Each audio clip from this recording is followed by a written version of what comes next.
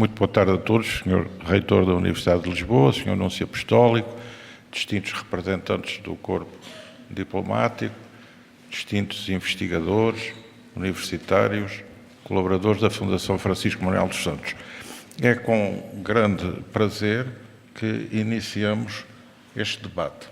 O debate é um debate que acompanha o lançamento de uma investigação sobre a evolução demográfica, a sustentabilidade da população e o papel das migrações nessa mesma sustentabilidade. É um estudo que foi conduzido pelo professor João Peixoto, numa equipa que integra Daniela Craveiro, Jorge Malheiros, Isabel Tiago de Oliveira e outros investigadores e estudiosos de várias universidades portuguesas.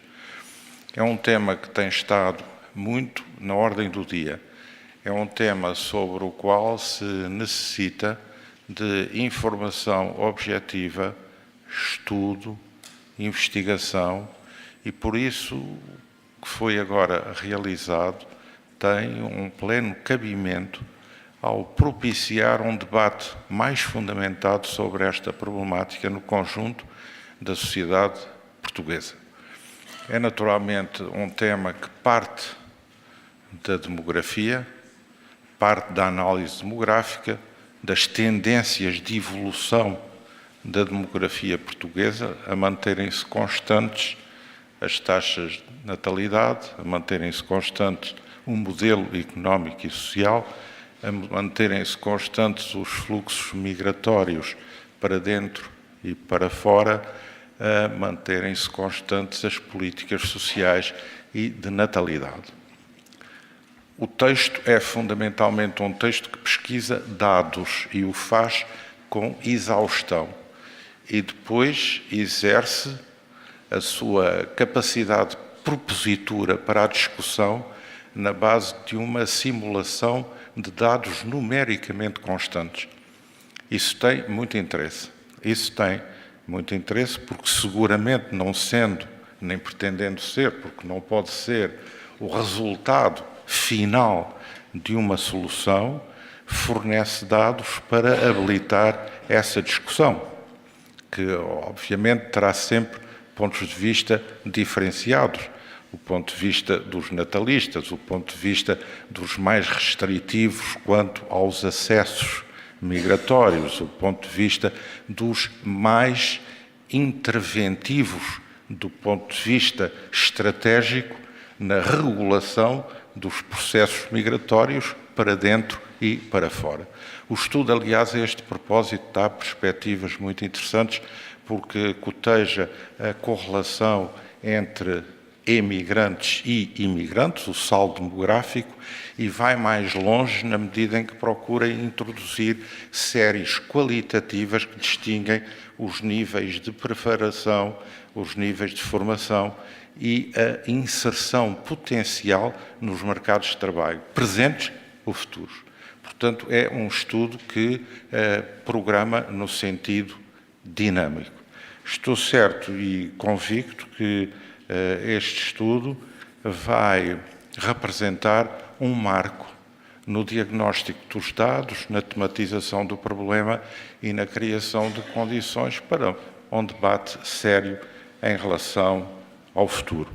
Um debate onde, naturalmente, não poderemos ignorar nunca a nossa inserção na Europa, naquilo que a Europa procura definir como políticas para esta área, embora não totalmente definidas nem ajustadas, e também as nossas relações com o mundo tradicional, o mundo de língua portuguesa, o mundo do relacionamento tradicional dos nossos fluxos migratórios.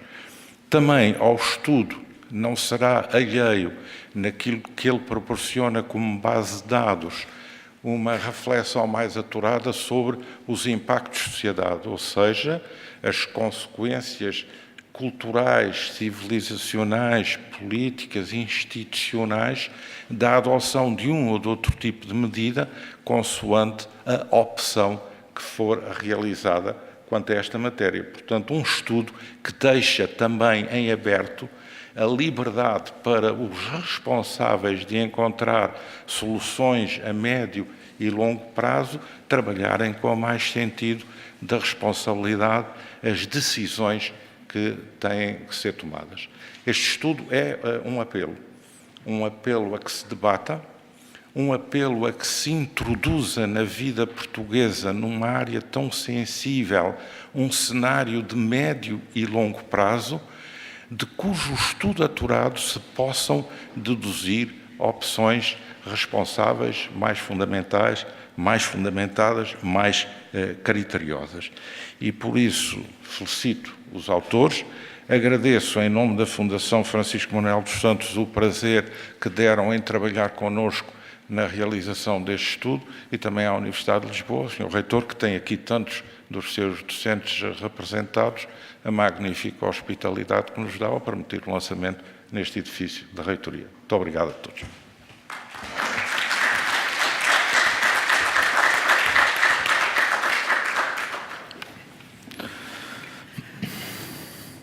Muito boa tarde a todos. Compete-me a mim fazer de moderadora desta sessão. Esta sessão que vai, no fundo, pretende apresentar grandes conclusões do estudo cujo nome completo é Migrações de Substituição e Sustentabilidade Demográfica. 2 pontos, perspectivas de evolução da sociedade e da economia portuguesas. Este é o título completo. O título curto, este projeto ficou conhecido como um mix-up no essencial, eu gostaria que, em nome da Fundação Francisco Manuel dos Santos e também o meu nome enquanto coordenadora científica da área população, gostaria desde já de felicitar toda a equipa, a começar naturalmente pelos organizadores, o professor João Peixoto, coordenador de estudo, Daniela Craveiro, Jorge Macaísta Malheiros e Isabel Tiago de Oliveira. Mas também, para além destes 4 grandes nomes, temos Cristina Sousa Gomes, Diogo Abreu, Eduarda Marques da Costa, José Alves, Maria João Guardado Moreira, Maria Teresa Medeiros Garcia, Paula Albuquerque e Vítor Scária. Bem, uma enorme equipa, muito competente, mas, para além disso, deixa-me também assinalar a diversidade de instituições de ensino superior que também se encontram aqui representadas. A Universidade de Lisboa, através do IGOT e do ISEG, também o ISCTE, a Universidade de Aveiro e ainda o Instituto Politécnico de Castelo Branco. Penso que nós, quando olhamos para a sociedade portuguesa e tentamos pensar sobre ela no presente e no futuro, se nós o fizermos à margem das migrações, eu entendo que isto é um mero exercício ficcional, porque essa realidade de facto não existe. Por isso, a oportunidade deste estudo é claramente óbvia e, claro que sem querer antecipar as conclusões do estudo, que constitui, como o Dr. Jaime Gama acabou de referir, uma excelente ferramenta para pensarmos de uma forma sustentada esta temática das migrações em 3 grandes vetores: o vetor da demografia, o vetor da economia e o vetor da proteção social. Este estudo realmente constitui aqui um alicerce essencial para contribuirmos para uma reflexão mais rica ainda sobre este tema tão importante para todos. Eu gostaria de apenas relevar um aspecto que é o denominador comum a todo o estudo e que os autores também fazem referência no mesmo.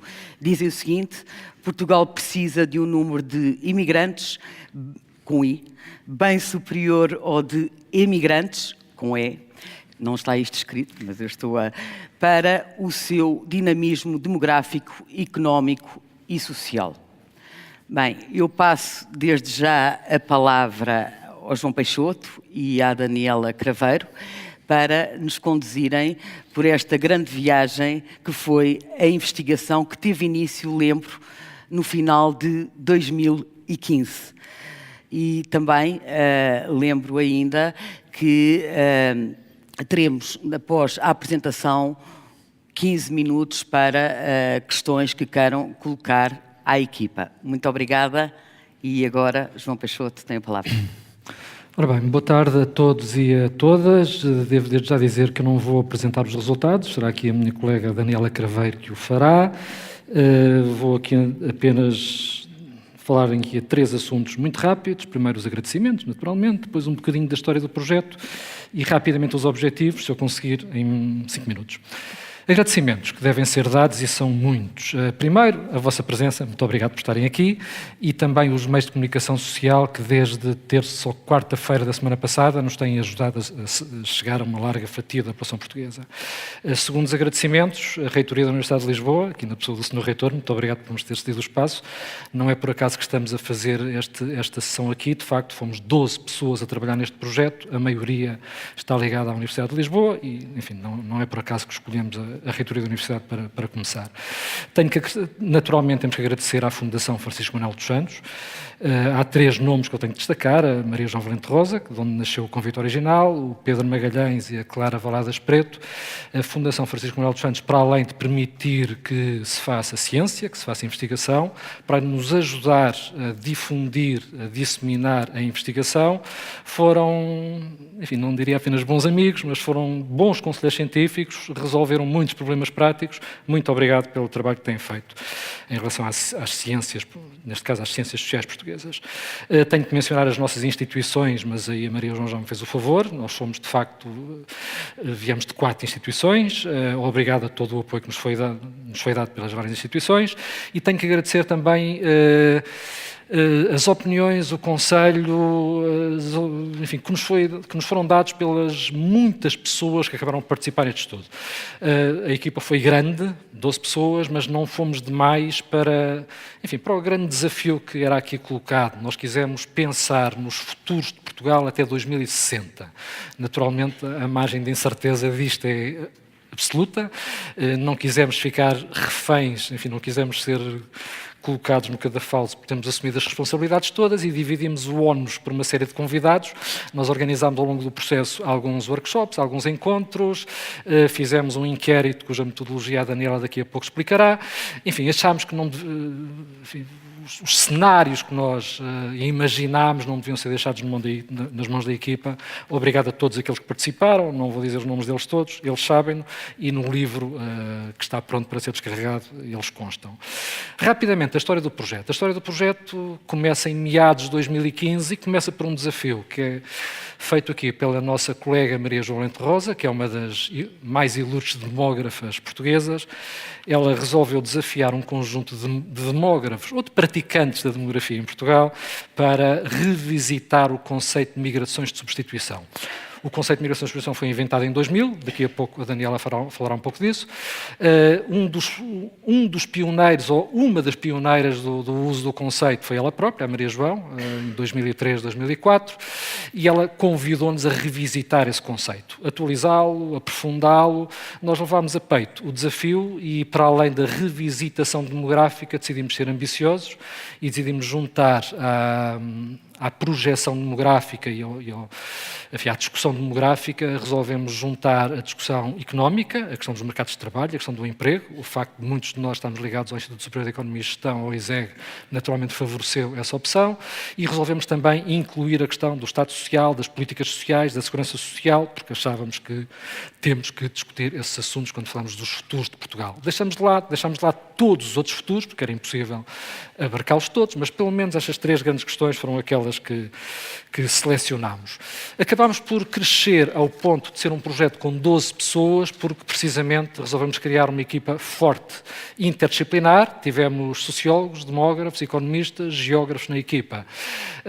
10 de nós estávamos ligados a várias instituições e fomos dando o nosso melhor em part-time e em semi-part-time, no meio dos muitos a fazer que vamos tendo. A Daniela Craveiro e o José Alves, que também está aqui presente, tiveram o privilégio de trabalhar em full-time no projeto. Não é por acaso que a Daniela está aqui, porque ela é, se calhar, quem conhece melhor os resultados, porque durante um ano esteve em full-time neles, enquanto que todos os outros tiveram que se dispersar pelas outras atividades. Mas, enfim, fomos 12 pessoas, foi um projeto grande. O meu último minuto, só antes de passar a palavra à Daniela, é ela que apresentará os resultados. O conceito de migrações de substituição, parecendo um conceito técnico, tem uma noção muito simples. A ideia o conceito é inventado por demógrafos. Porquê? Porque todos os demógrafos sabem que se vive uma situação de, não diria crise demográfica, mas a fecundidade está abaixo da chamada renovação de gerações nas sociedades mais desenvolvidas do mundo, em toda a Europa. Não há nenhuma sociedade europeia e nenhuma sociedade desenvolvida que atinja o limiar que é considerado necessário para as populações se manterem. Todas as populações correm o risco de declinar e correm o risco de envelhecer muito aceleradamente, e o exercício é apenas este. Já que não nascem pessoas suficientes, quantos migrantes precisamos para compensar esta falta? O raciocínio é apenas este. Não é complicado, mesmo para quem não tenha feito um estudo, perceber a mensagem. Se demograficamente já há pouca gente a nascer e se o número de óbitos vai sendo elevado, o pior que pode acontecer a um país era, em cima disto, ter mais saídas do que entradas. Se Portugal mantivesse a situação migratória que teve durante a crise recente, de muito mais pessoas a sair do que pessoas a entrar, nós caminhamos para o desastre demográfico, não é a longo prazo, é a médio prazo. É óbvio, do que estamos a falar não é de saídas em termos líquidos, é de entradas em termos líquidos. Mesmo sem ter feito nenhum exercício, não é complicado perceber que os países, para manterem uma demografia relativamente equilibrada e controlarem o seu processo de envelhecimento, devem tentar, por todos os meios, ter mais entradas do que saídas migratórias, sob pena de entrar em profundos desequilíbrios. Nós, nesta primeira fase do trabalho, estamos apenas a divulgar os dados da análise nacional para o total do país. Devo desde já dizer que vamos ter um segundo momento de lançamento dos resultados, vai ser no dia 1 de junho, em Aveiro, na Universidade de Aveiro, onde vamos apresentar a dimensão regional do estudo, porque também tentámos refletir sobre ela. Sem mais, vou passar a palavra à Daniela, que nos trará os principais resultados. Obrigada. Então, cabe-me a mim apresentar os resultados. De acordo, 20 minutos. Com licença.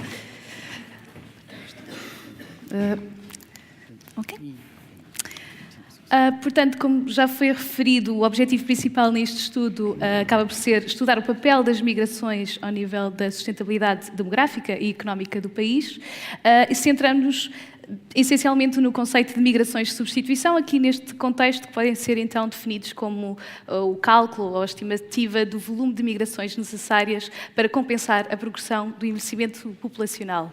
Esta perspectiva pode ser tomada sob várias vertentes. No projeto combinamos três perspectivas: uma vertente estritamente demográfica, em que calculamos então as migrações de substituição necessárias para compensar o envelhecimento populacional definido em função de critérios estritamente demográficos. Também tomamos uma vertente económica, em que vamos definir, então, vamos estimar as migrações de substituição definidas em função das necessidades da evolução da economia, e uma vertente de políticas sociais, em que vamos, então, estimar o impacto das migrações de substituição e da sua ausência no equilíbrio financeiro do subsistema de pensões velhice do sistema previdencial da Segurança Social. Este é um estudo prospectivo. Basicamente, apresentamos um conjunto de exercícios prospectivos para a série temporal de entre 2015 e 2060 e, portanto, temos na base a definição do que nós chamamos de cenários ou de pressupostos da análise.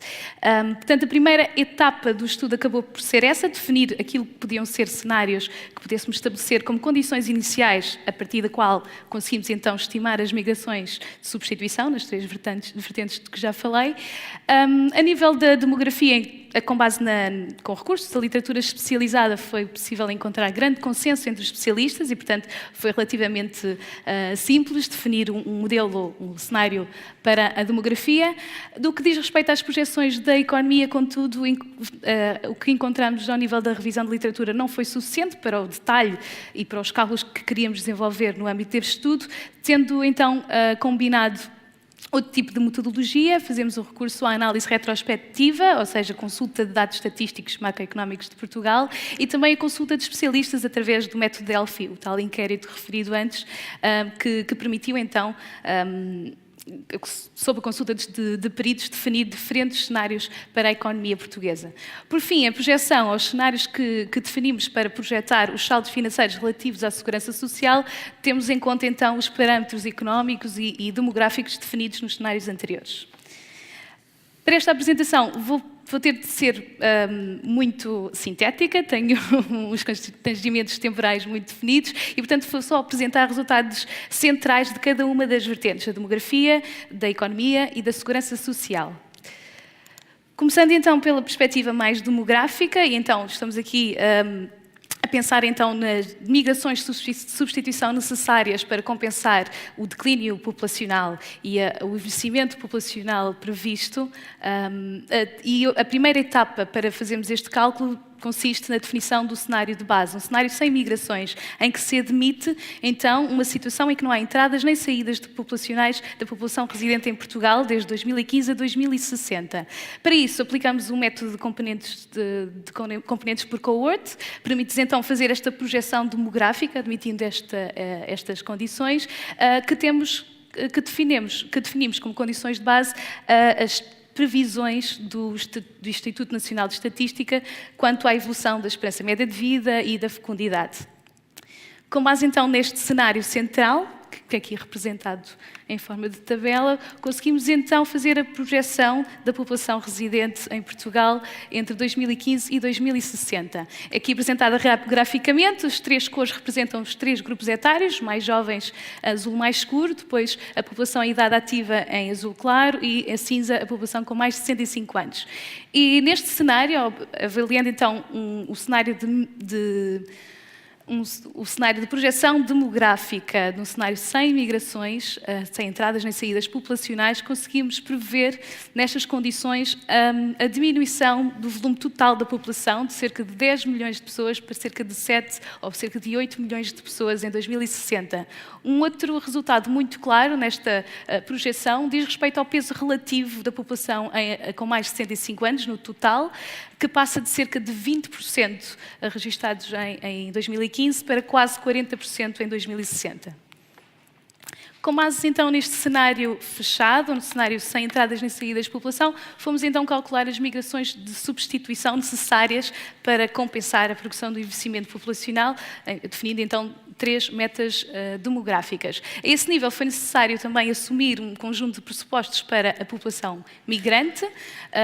Por questões de simplificação, vamos assumir que os saldos migratórios são compostos por homens e mulheres da mesma proporção.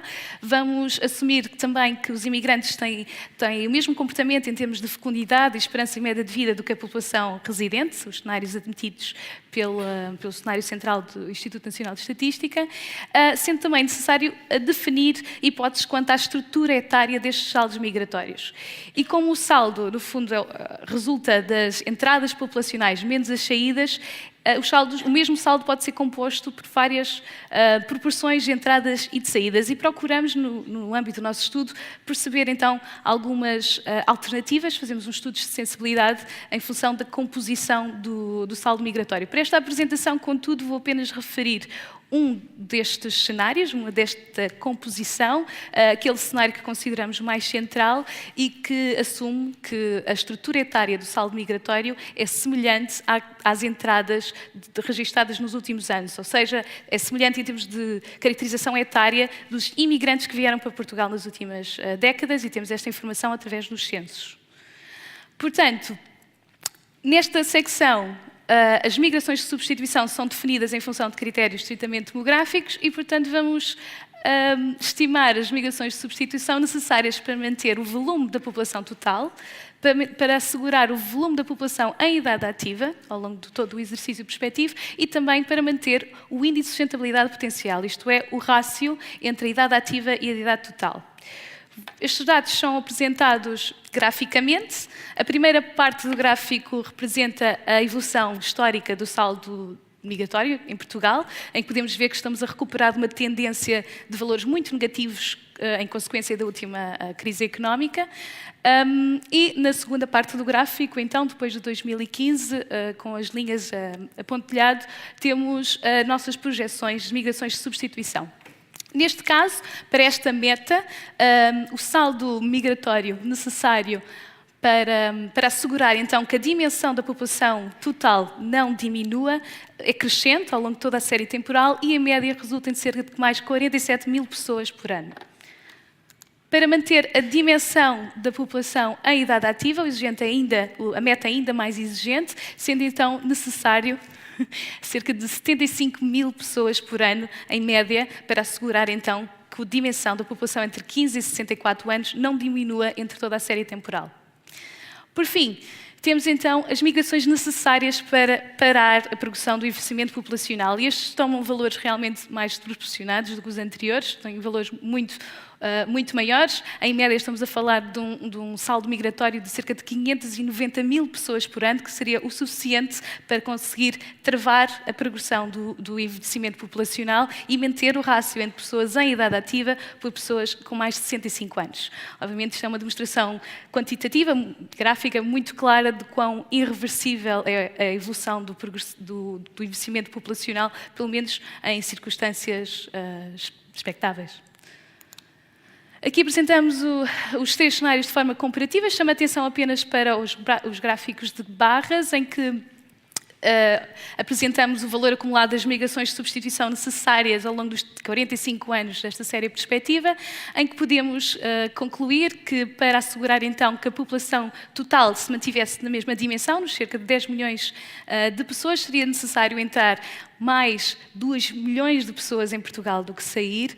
Para assegurar o tamanho da população em idade ativa, seria necessário entrar mais de 3 milhões de pessoas, e para assegurar então o índice de sustentabilidade, o tal rácio entre a população em idade ativa e a população idosa, seria necessário entrar mais 27 milhões de pessoas do que saírem em Portugal. Portanto, para termos esta perspectiva comparativa. Passando agora para os resultados associados à perspectiva mais económica, a esse nível foi necessário definir 3 cenários económicos. Como já foi referido, tivemos de recorrer à literatura especializada, à consulta de estatísticas e também à consulta de peritos.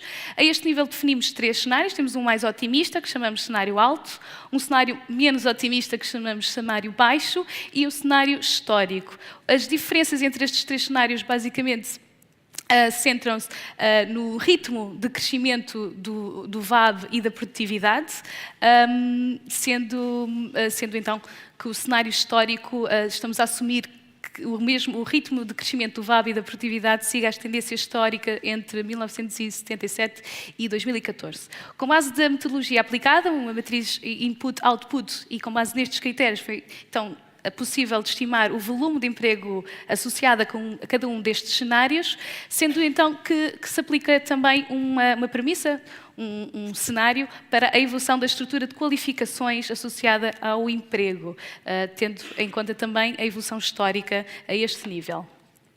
Aqui, graficamente, temos a representação então da evolução do emprego histórico em Portugal face à projeção criada para estes 3 cenários, em que conseguimos ver que os cenários altos e o cenário histórico espera-se um aumento de emprego ao longo dos 45 anos da série de perspectiva, mas ao contrário, no cenário de baixo crescimento económico, contudo, prevê-se uma diminuição do emprego até 2060. No que diz respeito ao emprego por qualificações, e em sintonia com as premissas definidas inicialmente, espera-se então a perda de emprego em todos os cenários de emprego não qualificado, mas um aumento, entre 2015 e 2060, um aumento de emprego qualificado para os cenários alto, baixo e histórico. Para então estimar o cálculo das necessidades de recursos humanos em função de critérios económicos, é necessário então estimar a dimensão da procura, que está em sintonia com os últimos gráficos que vimos, e também a componente da oferta demográfica, isto é, temos que ter em conta o volume de recursos humanos que a dinâmica natural da população residente consegue assegurar. Para tal, tivemos também de aplicar ou definir hipóteses no que diz respeito à evolução da taxa do emprego, à evolução também da estrutura de habilitações da população residente. Tomamos essas decisões com base em literatura especializada e, através de projeções derivadas, conseguimos então estimar a evolução ou projetar a evolução da população empregada por nível de habilitação e por nível de escolaridade, que permite então fazer a comparação entre as necessidades da economia e a oferta demográfica no cenário sem migrações. Fizemos neste ângulo, 2 exercícios, um mais simples, em que basicamente fazemos a diferença entre a procura e a oferta, apresentando também um cenário mais complexo que consiste na estimação das migrações de substituição, em que tomamos como referência a dimensão da população em idade ativa associada a cada um destes cenários. Portanto, este gráfico apresenta a diferença, o primeiro exercício simples, aqui em termos de necessidades, apresentamos a diferença entre a procura da economia e a oferta demográfica. Os valores positivos aqui indicam então as necessidades que não são satisfeitas pela oferta demográfica, em que se consegue ver, sendo todos os valores positivos, que para todos os cenários, mesmo o cenário de baixo crescimento económico, menos exigente em termos de recursos humanos, é necessário novos inputs populacionais para assegurar as necessidades da economia. Fazemos o mesmo exercício para o nível de qualificações. Aqui, começando pelos níveis de qualificações mais baixas, equivalentes a postos de trabalho associados a nível de escolaridade do ensino básico, e que se verifica também as necessidades crescentes não satisfeitas pela economia, sendo que para o cenário alto histórico estas necessidades começam a ser relevantes depois de 2020, para o cenário baixo essas necessidades começam a ser positivas depois de 2025. Ainda assim, mesmo para qualificações, mesmo para empregos de baixas qualificações, a oferta demográfica não consegue assegurar, a dinâmica natural da população residente não consegue assegurar estas necessidades. A evolução o mesmo exercício aplicado para as qualificações médias, a evolução um bocadinho diferente. Nos cenários altos históricos, a oferta demográfica não consegue assegurar as necessidades, contudo, no cenário baixo, de crescimento baixo, parece que a dinâmica natural da população residente irá conseguir assegurar as necessidades de recursos humanos com qualificações médias neste cenário. Por fim, apresentamos o mesmo exercício, mas aplicado para as qualificações mais altas, com o emprego de altas qualificações, e neste caso, para todos os cenários, uma vez mais, a oferta demográfica não consegue assegurar as necessidades depois de 2020, que são crescentes em todos os cenários. Para além, então, deste exercício mais simples, em que fazemos apenas uma diferença entre as necessidades e a procura da economia, foi feito também o cálculo das migrações de substituição, tendo em conta, então, para cada cenário, o volume da população e a idade ativa necessária para responder às necessidades da economia, em que se torna bastante evidente, tal como seria esperar também com os resultados que vimos antes, que as necessidades do cenário alto e no cenário histórico são muito maiores do que no cenário baixo, que vão evoluindo ao longo da série temporal. Nos cenários com maior dinâmica económica, estamos a falar de saldos migratórios anuais de cerca de 100 mil pessoas, 90 mil pessoas, ao passo que para o cenário mais baixo, menos exigente em termos de necessidades de recursos humanos, um saldo migratório anual de cerca de 40 mil pessoas seria suficiente para assegurar as necessidades da economia.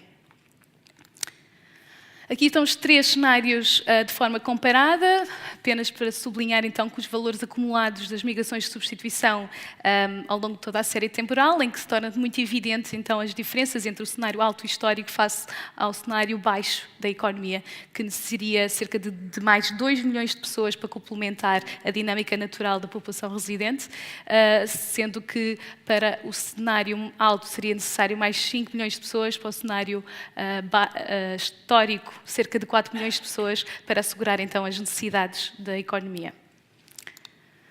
Passo agora para os resultados referentes às questões relativas à segurança social. Nós centramos o sistema previdencial da segurança social e focamos no subsistema de pensões de velhice. A esse nível, e uma vez mais, foi necessário definir os nossos cenários. Desta vez, os cenários têm parâmetros económicos e demográficos, simultaneamente. Para além dos 3 cenários que vimos antes, cenário alto, cenário baixo e cenário histórico, que aqui assumem, em termos demográficos, a integração, as consequências demográficas da integração das migrações de substituição calculadas ao longo de todo o exercício, definimos 3 cenários homólogos. E este exercício foi feito assumindo então as diferentes hipóteses de evolução da produtividade dos cenários originais e constrangindo a evolução do emprego pela oferta demográfica associada a um cenário sem migrações de substituição. Com base dessas premissas, então, estimamos o VAB e assim tivemos os nossos 3 cenários comparáveis aos cenários originais. Para calcular os saldos financeiros do subsistema de pensões de velhice, do sistema previdencial da Segurança Social, foi necessário definir uma série de simplificações para tornar o exercício viável, e fizemos estes cálculos, a evolução das despesas e das receitas e dos respectivos saldos, para estes 6 cenários. Para isso, então, tivemos que assumir que a percentagem do PIB destinada a salários se mantinha constante até 2060. Com base nessa premissa, conseguimos calcular o salário médio e admitimos como receita, então, uma percentagem dos salários médios, da soma dos salários médios, admitindo também uma hipótese de evolução da taxa de contribuição e admitindo também que a proporção atribuída à eventualidade de velhice segue a mesma que é atribuída pelo regime geral do Código Contributivo da Segurança Social. Ao nível das despesas, fomos então tentar estimar o volume das despesas associadas às pensões de velhice. Para isso tivemos que determinar o valor médio de pensão, com base numa proporção, ou aquilo que nós chamamos de taxa de substituição, entre o salário médio do momento anterior para determinar, então, aplicando a taxa de substituição, a determinar o valor médio da pensão. Assumimos também, por questões de simplificação, que todas as pessoas acedem à pensão de velhice assim que atingem os 65 anos e que este valor se mantém constante. Fizemos também outro tipo de calibração, que não queria entrar em detalhes muito mais técnicos, mas antes de apresentar os saldos financeiros que estimamos, queria apenas sublinhar que estas estimativas, a forma como definimos este exercício e, em consequência das simplificações que tivemos de fazer, as estimativas estão enviesadas para o lado da despesa. Portanto, todas as séries temporais apresentam saldos financeiros negativos, mas também diz respeito à forma como os calculamos. Outro aspecto que importa sublinhar, antes de prosseguir para a apresentação dos saldos, é que estes saldos financeiros dizem respeito especificamente à conta de pensões de velhice e não são saldos do todo o sistema previdencial ou mesmo toda a segurança social. Portanto, passando então para os resultados relativos à projeção de saldos financeiros, apresento aqui primeiro a evolução dos saldos financeiros referentes aos cenários com migrações de substituição. Este é o cenário mais otimista que temos para apresentar. Verifica-se então que a situação mais gravosa é identificada no cenário de baixo crescimento económico, que pode atingir valores inferiores a menos 5% do VAB, em cerca de 2040, que também é de sublinhar que neste cenário com migrações de substituição, os saldos financeiros, o desequilíbrio financeiro vai diminuindo ao longo do tempo.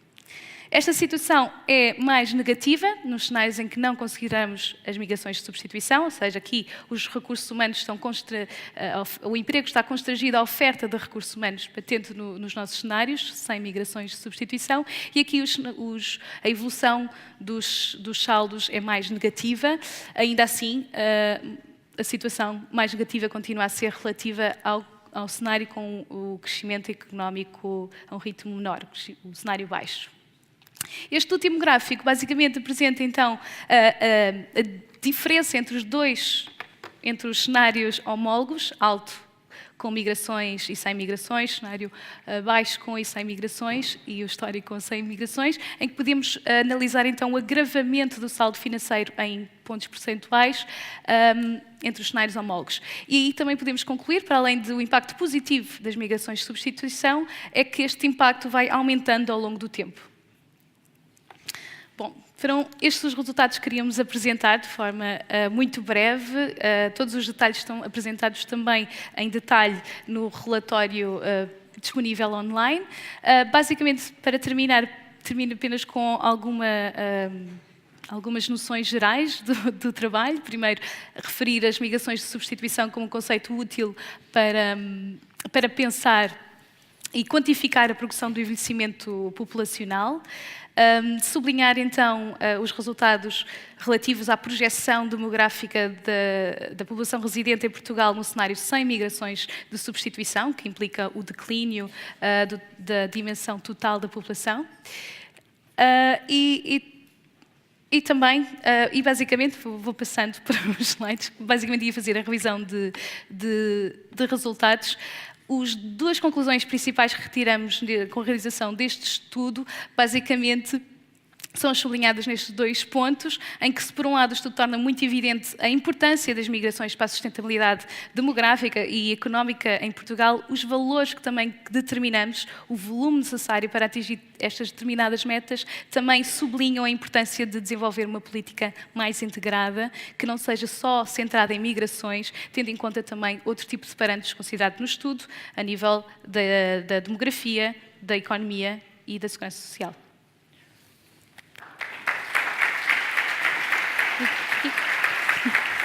Muito obrigada, Daniela, por esta clara exposição de um estudo que obriga a uma leitura com certeza mais aprofundada, mas ficou aqui o apetite, conseguiu realmente abrir-nos o apetite e eu vou, nesta sequência, abrir a todos a possibilidade de colocarem questões aos autores do estudo aqui presentes.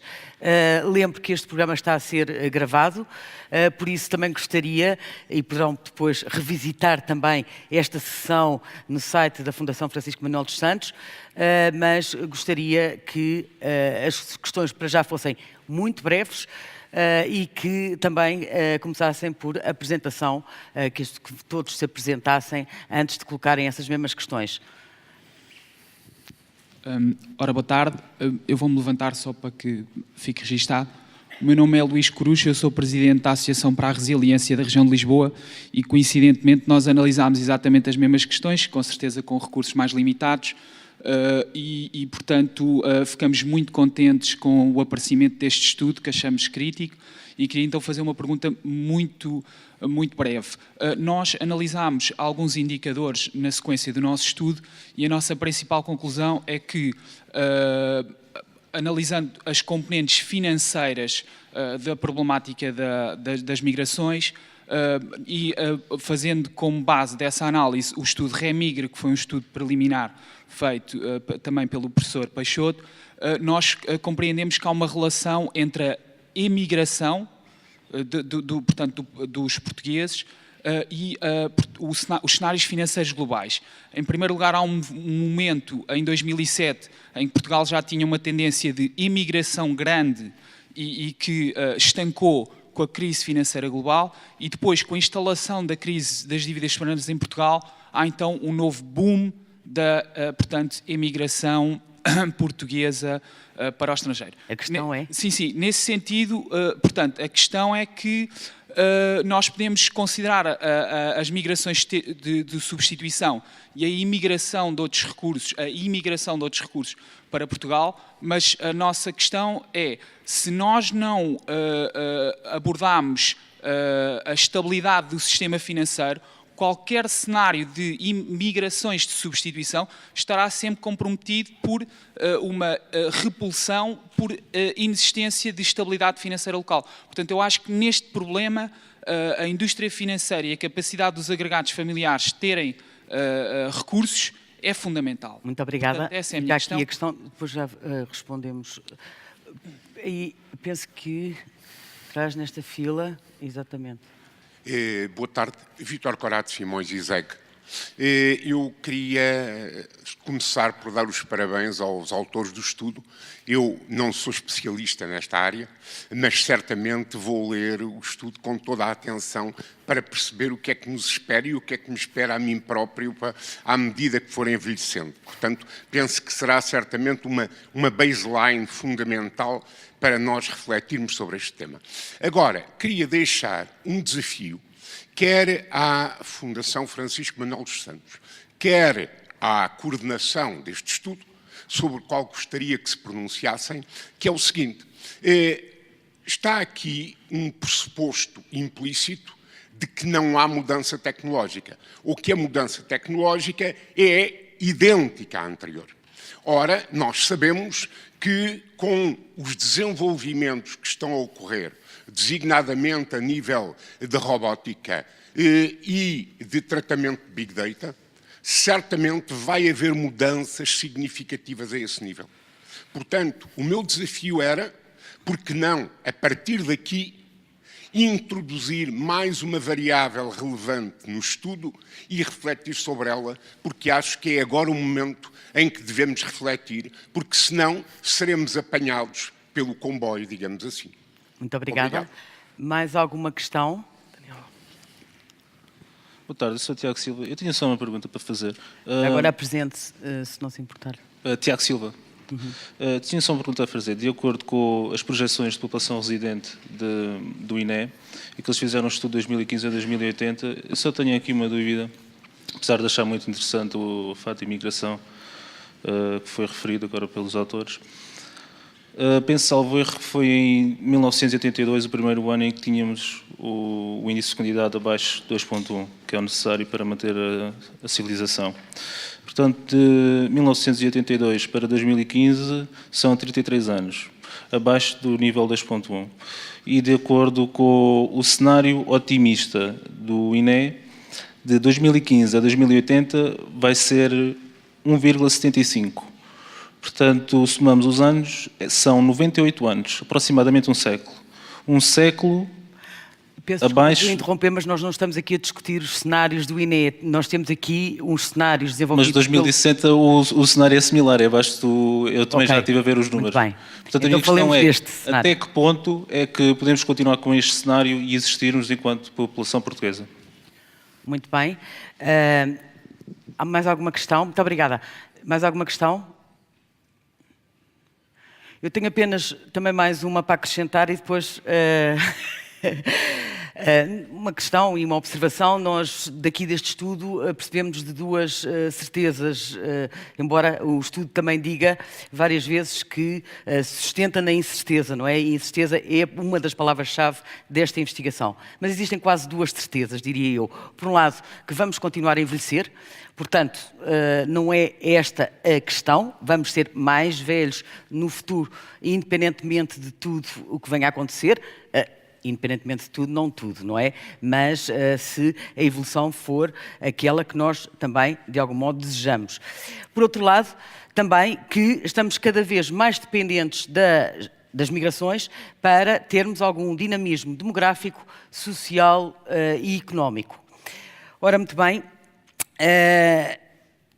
Também, juntando a isto, nos anos mais recentes, desde 93 a 2010, Portugal passou a ter saldos, voltou a registrar saldos migratórios positivos, ou seja, ter mais entradas do que saídas. De 2010 até à atualidade, regressámos a uma situação de saldos migratórios negativos. São estas as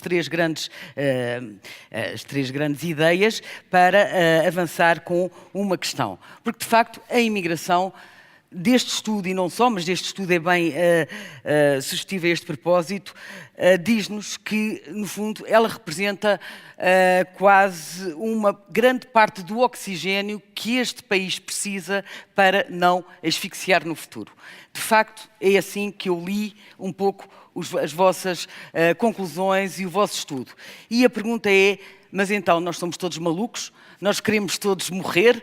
Ou então o que é que está em causa para estarmos a evitar tanto que esta situação, o que é que nos impede e o que é que está a ser o grande obstáculo para darmos o passo essencial, que é tornarmos de novo mais atrativos do que repulsivos? É a questão que eu tenho para colocar. E agora, neste momento, passo a palavra ao João Peixoto. Sim, senhor. Então, atrevo-me eu a tentar responder às 4 complicadas questões. Primeira, do Luís Cruz, se eu entendi bem a questão, começo já com uma resposta muito simples. É claro que a relação entre migrações e economia é fortíssima. Começando já também por responder à última pergunta, se há grande parte da incerteza no que diz respeito às projeções e às previsões das migrações tem exatamente com as nossas incertezas em relação às projeções e previsões da economia. Se ninguém sabe como é que a economia se vai comportar, também ninguém sabe como é que as migrações se vão comportar, porque elas estão estreitamente articuladas umas às outras. Nós sabemos que as migrações não dependem apenas da economia, veja-se o caso dos refugiados, veja-se o caso dos fluxos humanitários, veja-se o caso dos estudantes que estão em Portugal, mas as migrações estão em larga parte acompanhadas pela economia. Um dos slides que a Daniela passava há pouco coloco era a história dos últimos 20 anos de saldo migratório em Portugal. Se eu justapusesse a essa linha o ciclo económico português, a variação do PIB, encontrava uma relação fortíssima. Isto é, quando a economia portuguesa arrefece, as pessoas saem, quando a economia portuguesa aquece, as pessoas entram. Não é tão simples assim, mas a relação é fortíssima. Não é total, mas é uma relação forte. Dito isto, naturalmente o futuro das migrações portuguesas, quer das saídas, quer das entradas, depende do futuro também da economia portuguesa. Eu insisto que as migrações não devem ser subordinadas à economia, mal de nós, deve haver uma política em relação aos refugiados que nada tem a ver com critérios económicos, ou nada deve ter a ver com critérios económicos. Agora, que elas estão muito ligadas, estão. Portanto, isto é, acredito que, e com isto respondo um pouquinho à primeira questão e à última questão, que se o otimismo continuar, se as boas notícias para o país permanecerem, se a economia continuar pujante, nós aí teremos boas notícias para nos dar e provavelmente, mesmo com fracas políticas públicas nesta área, nós teremos poucos portugueses a sair, porque vão voltar a acreditar em Portugal, e mais estrangeiros a entrar, porque passarão também a acreditar em Portugal. As políticas públicas, como em tudo, servem para alguma coisa, mas como em tudo, não fazem o papel todo. Isto é, naturalmente, há aqui um papel autorregulador, como gostam os nossos colegas economistas de dizer, e eu sei que eu estou-me a lembrar de algumas discussões que tivemos na equipa, basta a economia funcionar por si própria, que atrás delas, se a economia funcionar bem, as saídas desacelerarão e as entradas acelerarão e os problemas começam a ser resolvidos. Em relação à segunda e à terceira questão, elas têm, do Vítor Corrado Simões e do Tiago Silva, elas têm dois pontos em comum. Questionam, no fundo, os nossos cenários, ou os pressupostos em que nós nos baseamos, porque basicamente este é um trabalho feito de pressupostos, cenários, ses, entãos. O Vítor Corrado Simões coloca em causa os nossos pressupostos sobre a mudança tecnológica e o Tiago Silva coloca em causa as nossas projeções sobre a evolução da fecundidade. Ora bem, nós, como eu disse há pouco, nós éramos 12, mas achámos que éramos muito poucos para pensar nestas coisas todas. E o que fizemos, como a Daniela vincou e como há pouco também expressei, o que fizemos foi examinar toda a bibliografia disponível sobre cenários. Pronto, nós fomos, por exemplo, consultar toda a gente, ou enfim, pelo menos os que nós descobrimos, mas todas as pessoas e instituições que têm refletido em Portugal sobre o futuro da fecundidade. O consenso é triste, mas é assinalável. Isto é, o consenso é que a fecundidade deverá aumentar no futuro, mas não vai ultrapassar o 2,1. Isto é, mesmo que nós tivéssemos Se calhar não é triste, isso é não outra interessa. conversa. Pronto, mas não interessa. Mas em qualquer caso encontramos um assinalável consenso em relação nas leituras que fizemos sobre o futuro, quer do aumento da esperança de vida, isto é, felizmente nós vamos todos viver com saúde cada vez mais, ou pelo menos cada vez mais e de preferência com saúde, e felizmente ou infelizmente nós não teremos já 3 ou 4 filhos em média, teremos se calhar menos do que 2 filhos em média. Pronto, uma vez que o consenso era tanto, nós não quisemos estragar este consenso tão agradável e decidimos, aqui nem fizemos mais inquéritos a ninguém, não consultámos mais peritos, a equipa basicamente estava de acordo em relação a isto e concordámos com os cenários à volta dos quais existe grande consenso e que no fundo são aqueles que o INE admite, são bons cenários e foi com esses cenários que trabalhamos. A esperança de vida vai continuar a aumentar, até em 2060 será de 80 e não sei quantos anos, e a fecundidade vai aumentar um bocadinho, mas não vai ultrapassar o 2,1. São cenários muito prováveis, ficamos com eles e nem sequer criámos outras variações. No caso da economia foi diferente. No caso da economia, nós sabemos que enquanto que os demógrafos, por uma razão que nunca se percebeu ainda muito bem, inventam muito facilmente as suas, enfim, disparam muito facilmente os seus cálculos até 2050, 2060, 2100. Há projeções demográficas até 2100 que são feitas sem grandes hesitações. Nós sabemos que os infelizes dos nossos colegas economistas, quando é para projetar até daqui a um ano, começam a tremer. Pronto, enquanto que os demógrafos projetam com uma grande tranquilidade a décadas de distância, os economistas nem sequer se atrevem a saber o que é que se vai passar daqui a 2 anos. Quer no que diz respeito ao ritmo de crescimento económico, quer no que diz respeito aos aumentos de produtividade. E aqui entramos na questão do Vítor Corrado Simões, que tem a ver com a inovação tecnológica e a possível substituição dos homens por máquinas.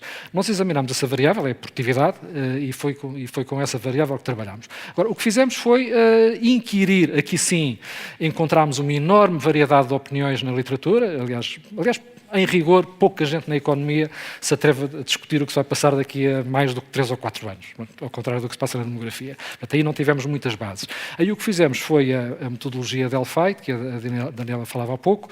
Nós consultámos uma série de colegas, sobretudo na área da economia, sobre os futuros da inovação tecnológica, da produtividade, mas também do crescimento económico.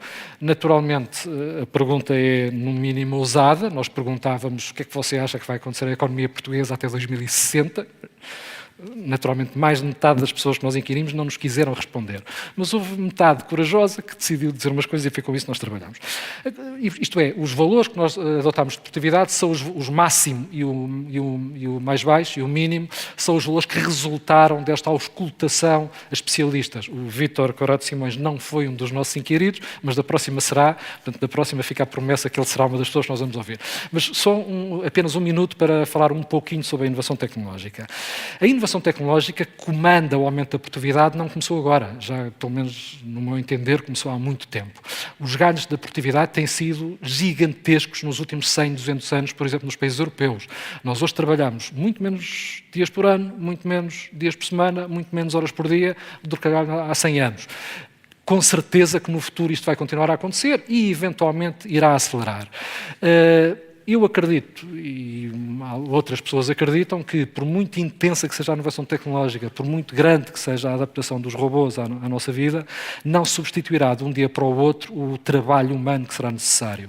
Eu tenho tido algumas discussões ali com o meu colega Jorge Malheiros, que daqui a bocadinho estará aqui, e ainda esta manhã falávamos deste assunto, e ele relembrava, e bem, que por muitos robôs que tenhamos em casa e nas fábricas, será se calhar necessário alguém para vir levantar as águas no final desta sessão, alguém para vir limpar as coisas, alguém para fazer o acompanhamento, alguém para tratar das pessoas de mais idade. Isto é, o trabalho humano não será eventualmente totalmente substituído, nem no que diz respeito às áreas menos qualificadas, nem naturalmente nas áreas mais qualificadas, que exigem uma inteligência que, por enquanto, não é apenas artificial.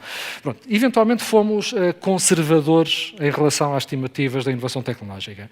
Da próxima vez, prometo, no próximo projeto, nós questionaremos o Vítor e algumas pessoas mais otimistas, talvez tenhamos um cenário de crescimento da produtividade mais alto, eventualmente as necessidades de recursos humanos irão descer, porque as máquinas substituem-nos ainda mais do que aquilo que nós pensámos. Nós achámos que, apesar de tudo, os cenários com que trabalhámos eram cenários credíveis, prováveis. Enfim, não ousámos, se calhar, demasiado. Ousámos aquilo que achávamos que podíamos usar. Muito obrigada. Eu, neste momento, irei terminar esta primeira fase. Convido a todos os presentes para um coffee break e regressaremos para o debate, para a segunda parte desta nossa tarde, às 1:15 para as 4. Muito obrigada a todos.